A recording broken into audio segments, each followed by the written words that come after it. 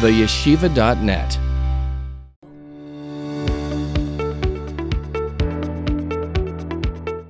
What would be the reason that a megadef is different, that they place their hands on him? So there's one explanation that's given by the Vilna Gaon in Aderes Eliyahu and Parshas Emer, and he says it's similar to Yom Kippur, where the Kohen Gadol places both of his hands on the scapegoat, on the story that's going La'azazel. The pasuk says, "V'samach Aaron eshtei yadav al rosh hasar achai v'zvad alav." In Parshas Achir Emos, Aaron places both of his hands on the goat that's alive, and he, so to speak, it becomes the scapegoat, or the goat that really carries, so to speak, all of the sins of the Jewish people. So the Vilna Gaon says that this Megadef didn't only sin himself, he caused so many other Jews to engage in some sort of blasphemy, because the witnesses heard it. The witnesses then had to repeat it the last day before the verdict. They had to repeat it to the court, and the Dayanim had to hear it. So this man also caused them to sin, so that is what they're placing, so to speak, on him. That's what the Vilna Gaon explains in Aderes Eliyahu. The Maharal of Prague, Rabbeinu Yehuda Leva of Prague, in Parshas Emer, gives another very interesting reason, and I'm going to open it up. It's the end of Parshas Emer, where we speak about V'noikev Shem Hashem. It's a Maharal type of explanation, which means it's a little complicated and a little abstract, but I'm going to read it to you. The Gerari Parshas Emer. Maharal says as follows. All the punishments in Torah, I'm going to explain a little bit. All the punishments in Torah are essentially a reflection of the sin. The punishments are not given in a vacuum. They essentially represent the physical manifestation of the sin, which is an incredible, incredible idea. He says somebody who violates Shabbos, there can also be a death penalty. But over there, they will not say, your blood is on your head.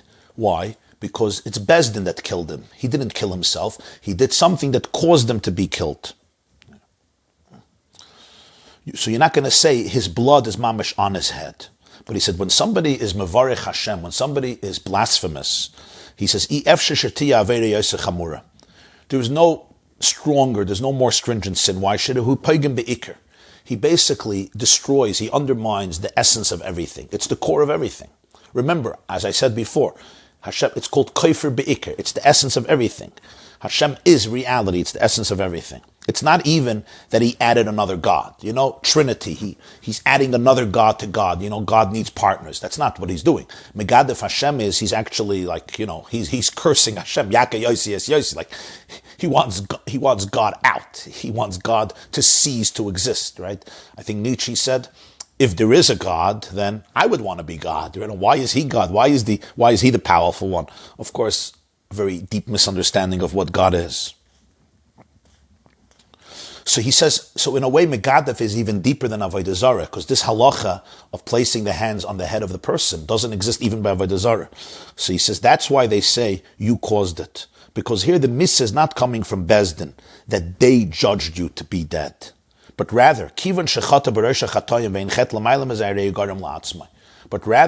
this person sinned a type of sin that is the worst sin. There's no sin that is deeper than this. There's no sin that is more powerful than this. So essentially, he detached himself completely from life. That's what it means. Damcha b'roishcha.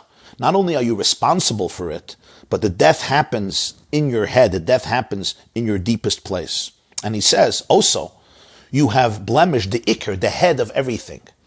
You did not do something that's wrong. You didn't only violate his will. You were poigim be'ikr, you were poigim in the rosh. A person can experience wounds in different parts of the body.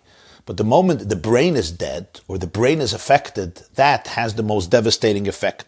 He says, Hamavarech Hashem, you're poigim in the rosh. So that's damcha b'roshcha, in the head. Your own head, which represents the head of reality. In your head, there is misa, because you sinned against the head. You sinned against the brain of reality.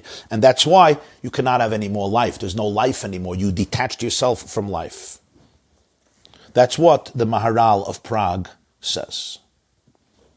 Next question. Why does the Rambam argue if it's only Aleph, Daled, Nun, Yud, or also Yud, Kei, Vav, Kei? It's basically a question of how to learn the Gemara. The Mishnah says in Sanhedrin that you're only chayav if you curse the Shem HaMiyuchad. And then the Gemara says that it's the name of 4 letters. So the argument is, the Rameh says 4 letters means Yud, Hey, and Vav, and then a Hey. And the Rambam explains the Gemara that the 4 letters is also Aleph, Daled, Nun, Yud. And the Mefarshim explain what are the 2 perspectives behind the Rameh and the Rambam. It's beyond our realm today. You have to learn through the whole sugya of the Gemara. It's an intense discussion over there. But the Rambam says he believes that you get skilla for both. The Rambam says that you're not allowed to read their literature. The Rambam says that you're not allowed to think about their ideas. You're not allowed to look at their images and so forth. What about the Mishnah, which says, Dama shetoshav la'apikairis? You have to know how to respond to an apikairis. So it's very clear that the Rambam speaks about people who may not have the intellectual capacity to engage in these types of conversations, because these conversations will only cause them to become demoralized and morally broken. The idea is, the Rambam says, that if you focus on these svarim, on these books, you will be lured into them, or you might be lured into them. Like he brings clearly the pasuk that when a person starts researching how they worship gods, other gods, he's going to say, oh, let me do this as well. But as I said earlier, the Rambam himself read these svarim, and the reason the Rambam read these svarim was because the Rambam felt that an essential part of his mission and task is to help Jews who have gone astray to be able to come back to Yiddishkeit, and even to help Gentiles to see the truth and not to engage in pagan idolatry. And that's why throughout the generations there were those select Jews who understood that they had the ability and the power to be able to delve into this literature, not because this literature was enticing for them and they were looking for the truth that may be there. On the contrary, when they were delving into it, it was simply as part and as a catalyst and as a springboard to be able to show how ridiculous it is, how absurd, how obscene and how ludicrous it is. So therefore then there is no Aveda. But this is something, therefore, that is very relative, and you have to be it's relative to the person who is getting involved, and you have to be very cautious. Only a person who has the strongest foundation in Yiddishkeit, the strongest foundation in Torah and Emunah, and really has that mind to be able to do that person can engage in it. So first of all, you have to be very honest with yourself, and you have to have a mentor and a teacher who can help you guide you in this, can help guide you towards this path or away from this path. But from the logic that the Rambam gives, we can understand his perspective. This is what the Tiferes Yisrael says, and it's explained in many other svarim. What about Jews who succumb to Avodah Zarah with no maliciousness? They were not brazen. They just never had knowledge of Yiddishkeit, no warning of the consequences. They never understood it. Are they also lost forever? Do we not accept them with tshuva forever? It seems so harsh. No, of course not. The Rambam clearly says we're talking about people who are brazen, people who are malicious, people who are doing it lahachis, to anger God, people who are doing it publicly to destroy Judaism, a Jew who maliciously becomes entrenched in Avodah Zarah. We're not talking about a Jew who was ignorant, a Jew who was literally raised with absolute ignorance. He doesn't know anything about Yiddishkeit and Avodah Zarah. We're completely not talking about that person. The Rambam himself, later in Hilchos Mamrim, in the last book, Shoftim, we're going to be there in a while, says that a Jew who grew up without Yiddishkeit, you have to show them love and bring them back with love, of course. There's the famous Chazon Ish in Yeridei, I think Siman Beis, where he says that most of the secular Jews of our generation go into the category of tinoikos shenishbu, meaning children who were abducted and raised in places that are completely alien to Judaism. There's no blasphemy here, there's no outrage, there's no attempt to destroy their religion and their faith coming from a place of knowledge and education. To be a min, you have to be an educated Jew, so it's completely in a different category, completely not related to what the Rambam is saying here. The Rambam says not to inquire about the details of Avodah Zarah, but he also says later in chapter 3 that the court has to be acquainted with all the details of how every Avodah Zarah has to be worshipped, because if not, they can't punish a person. Because there's a vast difference if a Jew worshipped that idol in its own unique way or not. How do you reconcile? So it's obvious that when the Beis Din is studying Hilchos Avodah Zarah, they have to study the methods that are used by each Avodah Zarah. But that's part of Hilchos Avodah Zarah. That's in order for them to understand the halachas of Avodah Zarah. So that's a whole different type of learning. They're not learning because they're interested in researching the Avodah Zarah. Can you talk more about the death penalty? What is the death penalty? What is this idea of stoning? What is the idea of death penalty? Okay, so later in Rambam, Hilchos Sanhedrin, is going to discuss at length the death penalties and the different parts of it. Remember, the Rambam is extremely organized. Hilchos Avodah Zarah is not discussing the death penalty in Judaism. It's discussing the laws of idolatry. So the Rambam briefly says the death penalty is stoning. What stoning is, how they perform the death penalty, that's going to be discussed in the section of Rambam that deals with judges and judgments and courts and verdicts and the various penalty, whether it's death, whether it's lashes, whether it's monetary compensation or other penalties. So this is going to be discussed in the section of Rambam that deals with the courts and the verdicts of the court. The Rambam is extremely organized. So here he just tells you, I want you to know that the one who's Oved Avodah Zarah and the one who's Megadev gets skilla. What skilla is? I didn't explain yet. There's a whole sefer here. This is the whole system of halacha. We're going to get to that in its proper place. Why doesn't the Rambam say that the Megadev has to be warned? It seems like he doesn't have to be warned because it just says that what? That the moment there's edus, he gets skilla. Halacha test, kivon shegidev be'edim niskel, even without hasra. Yeah, so you're right. The Kesef Mishnah, Rabbi Yosef Karo, says that it seems like from the Rambam that somebody who curses Hashem, if there's witnesses, and you see that he did it maliciously, he's liable to the death penalty. And that's what the Rambam says. The moment there's witnesses, you get skilla. The Rambam is trying to negate hasra. That's what the Kesef Mishnah holds. However, many of the poskim disagree, and they say that the Rambam is not here to negate a warning. The Rambam is not discussing here by every sin that you need hasra, because again, he's going to discuss later in Hilchos Sanhedrin that you can't punish somebody without a warning. The Rambam doesn't have to keep on repeating it. The Avodas HaMelech says that the way you have to understand this Rambam is he's continuing what he said earlier. He said that a Megadev can't retract his words toich kedei dibur. So therefore, if he cursed in front of witnesses, they can right away take him to Bezdin. They don't have to wait and see maybe he's going to retract it later, because toich kedei dibur you can't retract. That's what the Rambam means. Now, of course they have to warn him before, that's for sure. And he has to accept the warning. But it means that they don't have to wait afterwards, because right away they could take him for skilla because there's no toich kedei dibur. That is how many other Mefarshim explain the Rambam, that you do need to warn him. And what does it mean to warn him? As we'll see later, that before he can be punished for anything, they have to tell him that what he is about to do is prohibited, and that's not enough. They have to tell him exactly what the punishment is going to be if he does it. And only if they warn him and they tell him that it's forbidden and they tell him the punishment, and it's still not enough.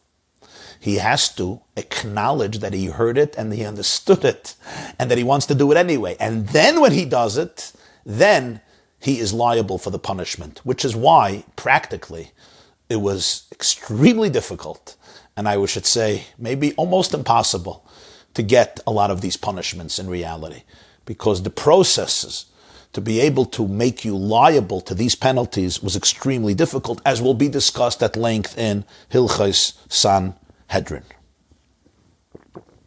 Next question. Why didn't Hiskiya inspire his children? The Gemara says he tried. The Gemara says he tried to do whatever he can. The Gemara says, it's an unbelievable Gemara, he once took them to school in the morning. Menashe on one shoulder, Rav Shaki on another shoulder. And he was leading them to the Cheder to learn by a teacher, Torah. You know what he hears? He hears one of his boys say, the head of our father would be wonderful if we can roast fish on it. Our father would be a great barbecue, great fire pit, roast fish on it. And the other one said, the head of our father would be great to be sacrificed for an idol, for idolatry.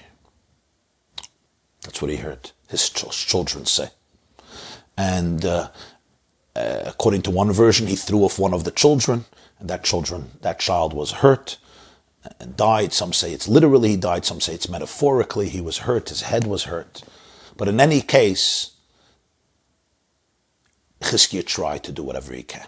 Again, not everyone says that Rav Shaki was his child. Could be Rav Shaki was another person. And some even say that his child, why would he name his child Rav Shaki, which is the name of the general of Assyria, unless it's the same person? This is a very fascinating discussion, what happened to Hiskiya's two children, Menashe and Rav Shaki. God willing, one day when we learn Tanakh together, we'll get to that story as well. We're not holding there yet. Halacha l'maisa, you're asking, are you allowed to look at a tzura of Avodah Zarah? Are you allowed to look at an image of Avodah Zarah. So the Rambam clearly says that you're not allowed to look at the Mus Hatzura. You're not allowed to look at Mus Hatzura of Avodah Zarah. There's a big question in halacha. What if it was not made for Avodah Zarah? What if it was not made for Avodah Zarah? In other words, it was just made for beauty, not to worship. Let's say there's something they use for Avodah Zarah, but this was made for beauty, not for worship. So Tosfos says in Masechta Shabbos Kuf Mem Tes, only if it was made for Avodah Zarah, you're not allowed to look at it. If it was made to worship, then you're not allowed to look at it. If it wasn't made to worship, then you're allowed to look at it. The Avodas HaMelech says that the Rambam also agrees. And it would seem that way because the Rambam is explaining why you're not allowed to look at it. You're not allowed to look at it because you may be lured into it. It's like you're interested in it. You're wondering about it. That's what the Rambam says. That's why the Rambam says in Yoreh Deah that if you don't want to enjoy it, if your point is not to enjoy it, you just take a look at it, you happen to look at it, you're not here to have a gnaw from it, the Rambam says it would be permissible. So it's a very interesting and practical question. You know, you go sometimes to museums and they have these old pagan idols. Are you allowed to look or you have to turn away? Are you allowed to look at it or you have to close your eyes? That's a very interesting question, right? Especially, it's not made for beauty, it was made for Avodah Zarah. It's an old antique relic that they excavated somewhere. You're even allowed to look at it. So from many poskim, it seems, if your mind is in the right place, then you're allowed to look at it. Next question. The Shach in Yoreh Deah agrees with Tosfos. Yeah, thank you. Why does the Rambam repeat in Halacha Hey that Yisrael Shaved Avodah Zarah is like a guy for all matters that you need a Jew, and he's not like a Jew who just did an Aveira Sheyesh Baskila? Why does he say that? Well, he wants to bring out that he's not like a Jew who just did one Aveira, but rather Hareyu K'goy L'chol Dvarav. So you're asking why at the end he says again, Mumul Avodah Zarah is Mumul L'chol HaTorah Kula, when he said in the beginning already that he's like a Goy L'chol Dvarav. So that means a Mumul L'chol HaTorah Kula. Why does he have to repeat it? That's what you're asking, right? So it's a good question. I saw that the Turei Even gives a beautiful explanation. The Turei Even says that the Rambam repeats the words Hareyu Mumar L'chol HaTorah Kula to teach you and qualify that when he says K'goy L'chol Dvarav, he doesn't mean it literally. You might think Hareyu K'goy L'chol Dvarav means he's not a Jew anymore. He's not a Jew, he's a Gentile. That's not true. L'gabe certain halachas, he is a Jew. He is a Jew. In fact, it seems like from Gemara Sanhedrin, Afal Pi Shechata Yisrael, who was said about this person. And later we're going to see a Rambam Hilchos Gerusha, where the Rambam is going to speak about what a Jew is in a positive sense, and it seems like it includes this Jew as well. So when it says Hareyu Kigai, it means in issues that you need a Jew and you need the trust of a Jew, then you treat him like an animal. For example, you want to make a minyan, he can't be part of a minyan. He's a Jew, but Legabe a minyan, he's not a Jew. Legabe Yayin Nesach, writing Sefer Torah, writing Tefillin, writing Mezuzahs, writing a get, shechting an animal, similar halachas. So the Rambam wants to bring out, when I said Kegoy L'chol Dvarav, I don't mean that he's mamash not a Jew. We don't say that. Like I told you, Legabe Kiddushin, he is a Jew. He is a Jew. Yeah, the famous Shalsa Tshuvas Haraj B'Kuf Tzadal, that he is a Jew. We pass him like Reb Meir. Reb Meir says in Kiddushin Lamed Vav, Ben Kach U Ben Kach, Banayhem. Lachlifim B'Uma Cheres Yefsher. Machlekes Reb Yehuda Reb Meir Kiddushin Lamed Vav. If a Jew is an Oved Avodah Zarah, if we're still considered Hashem's children, Reb Meir says, Ben kach u ben kach banayim, you're always my child, no matter what. And he brings all the psukim, which includes Avodah Zarah, famous Big Maharal and Teferes Yisrael, Perikut Aleph about this Gemara. In Sifri, it seems like Rabbi Yehuda was moided to Reb Meir, Sifri Parshas Hazinu. And usually Allah is like Rabbi Yehuda, here the Allah is like Reb Meir. And the Rashba says, because Reb Meir brought 4 psukim to prove that under all circumstances, a Jew is a Jew is a Jew is a Jew. So the Rambam wants to clarify that. So the Turei Even says that the Rambam therefore says that I want you to know that he's like a Meshumad, he's not a guy. So even though in the beginning I said Hareyu K'goy L'chol Dvarav, he finishes Mumar L'Avodah Zarah, Mumar L'chol HaTorah Kula. You don't say a guy is a Mumar L'chol HaTorah Kula. Or some texts say Meshumad L'chol HaTorah Kula. You don't call a guy a Meshumad. He's not a Jew, he's not a Meshumad. A Mumar L'chol HaTorah Kula means you have to be a Jew to be a Mumar. A Mumar L'chol HaTorah Kula means somebody who violates the Torah. To violate the Torah, you have to be responsible for the Torah. So Rambam wants to say that he's still a Jew, and he's a Jew that you can't trust him with any of the mitzvahs, because unfortunately he's steeped into idolatry. Fascinating interpretation of the Torah Yevon. In other words, I want you to know that he's a Yisrael mummer. He's not a guy. We treat him, balagabi, a lot of mitzvahs, we treat him like a guy. This is very, very important. There's a Rambam, a beautiful letter from the Rambam, Igeres Hashma. The Rambam says, Gavaldik Rambam, that Yeravim ben Nevat is going to be punished not only for creating idolatry, but also for cooking on Yom Tif, which was on a Friday. You cooked on Yom Tif on Friday to prepare for Shabbos without making an Eruv Tafshilin. If he's a guy, he's allowed to cook on Yom Tif without making an Eruv Tafshilin. You hear? If he's a guy, you're allowed to cook on Yom Tif, making it, even allowed to cook on Yom Tif for Chayil, not only for Shabbos.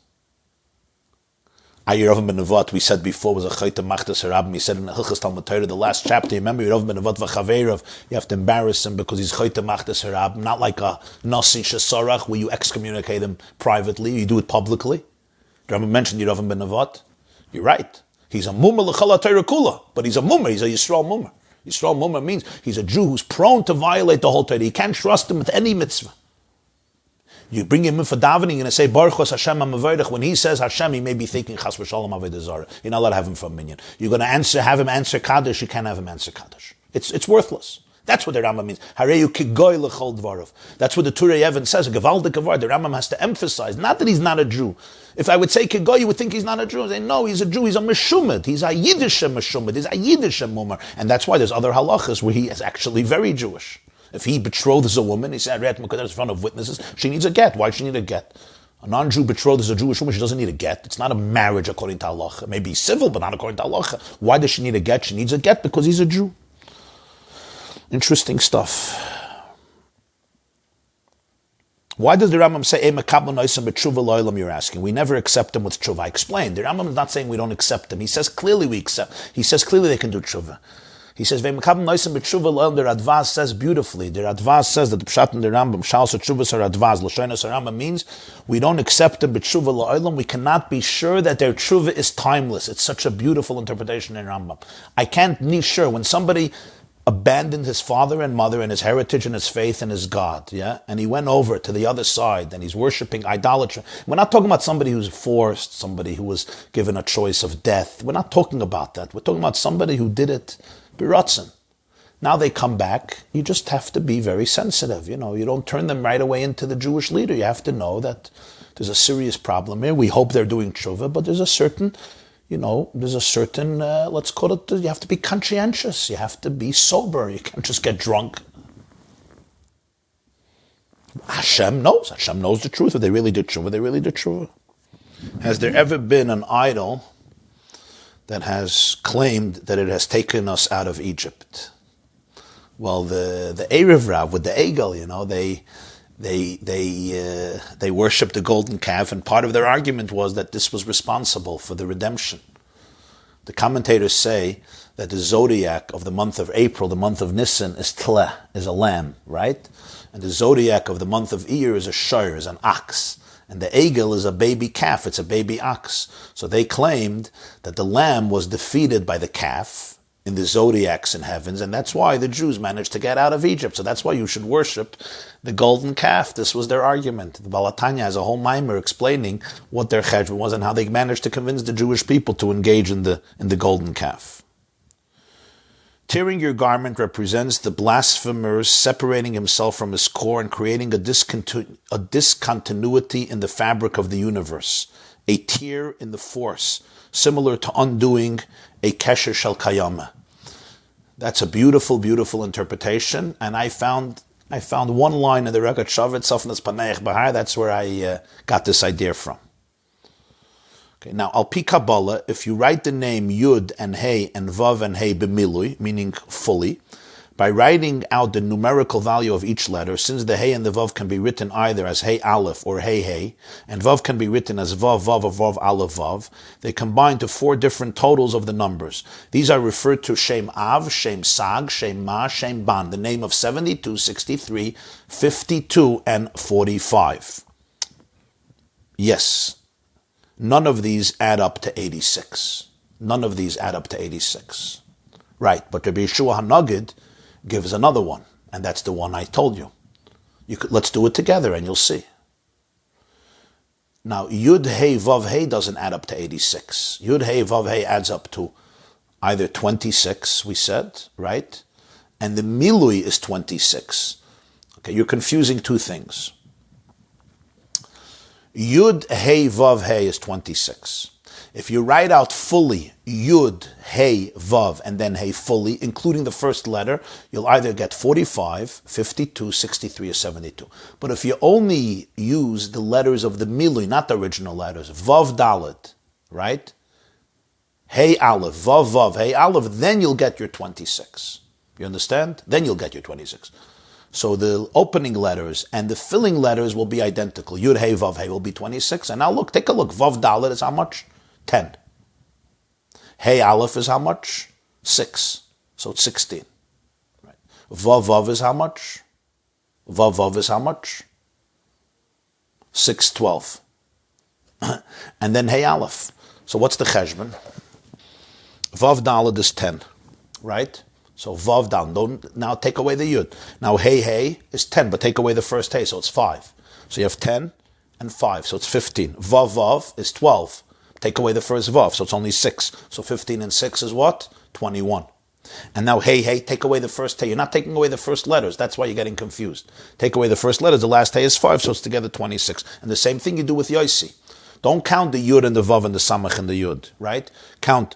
In Yosi, you have to count the Vav Dalet, and then the Vav, and then in the Samach, the Mem Chaf, not the Samach, and in the last Yud, the Vav Dalet, and you'll get to 86. That's the Pshat. 45, 52, 63, 73 is when you have the whole letter written out. Now you're asking, if you write the name Yosi, b'mili, Yud Vav Samach Yud, which without the mili is equal to 86, Yud is Yud Vav Dalet is 20, again you're coming to 184. Okay, again, you're making a little error here.